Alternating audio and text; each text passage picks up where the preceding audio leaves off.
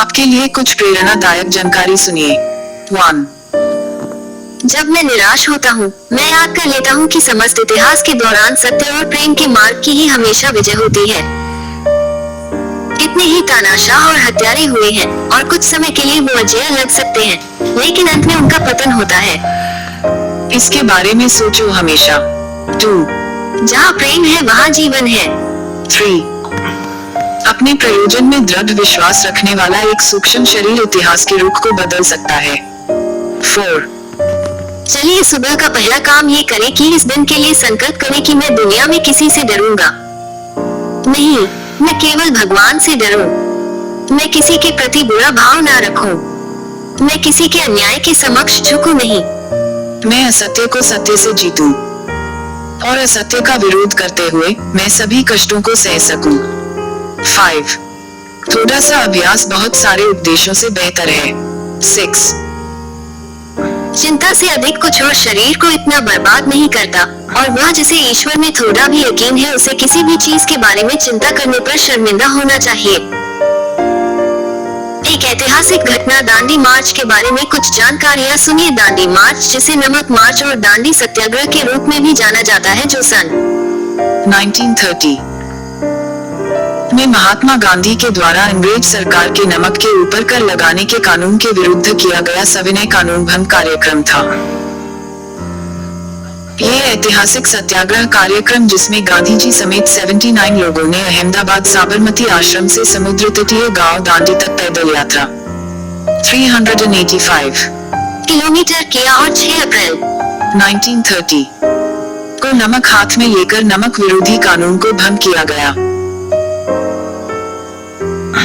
भारत में अंग्रेजों के शासनकाल के समय नमक उत्पादन और विक्रय के ऊपर बड़ी मात्रा में कर लगा दिया था, और नमक जीवन के लिए जरूरी चीज होने के कारण भारतवासियों को इस कानून से मुक्त करने और अपना अधिकार दिलवाने हेतु ये सविनय अवज्ञा का कार्यक्रम आयोजित किया गया था।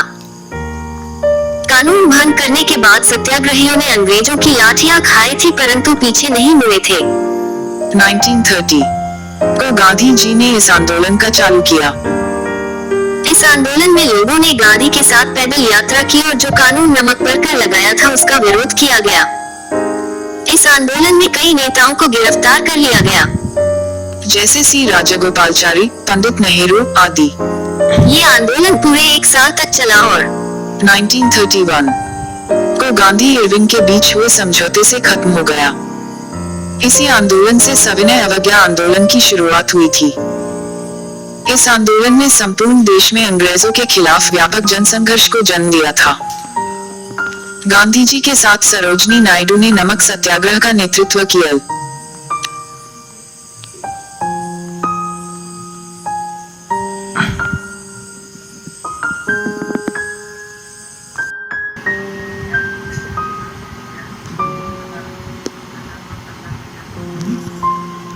महात्मा गांधी साथियों के साथ रेल से यात्रा कर रहे थे।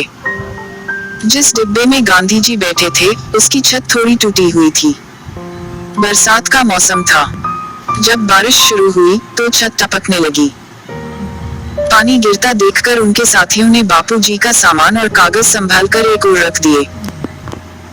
अगले स्टेशन पर एक साथी गार्ड के पास पहुंचा और डिब्बे की हालत बयान की। गार्ड तुरंत डिब्बे में आया और बोला, बापूजी, आपके लिए दूसरा डिब्बा खाली करवाने का आदेश दे दिया है। आप उसमें बैठ जाएगा। और उस डिब्बे के यात्री कहाँ बैठेंगे? गांधी जी ने प्रश्न किया। हमारे पास और कोई डिब्बा नहीं है, इसलिए उस डिब्बे के यात्री इस डिब्बे में बैठे जाएंगे, गार्ड ने कहा।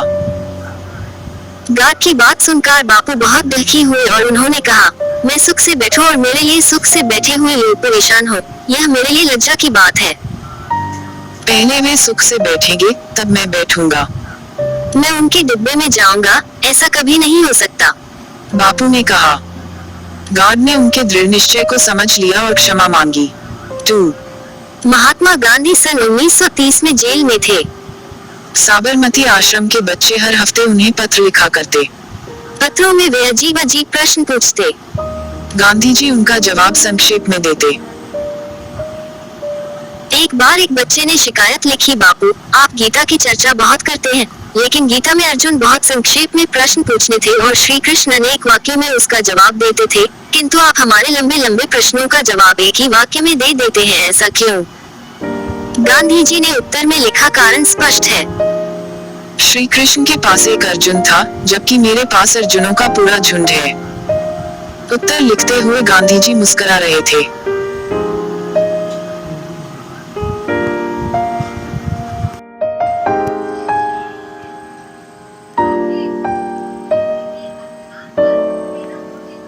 आपको यह पेंटिंग अच्छा लगा तो एक लाइक करो, कमेंट करो, सब्सक्राइब करो।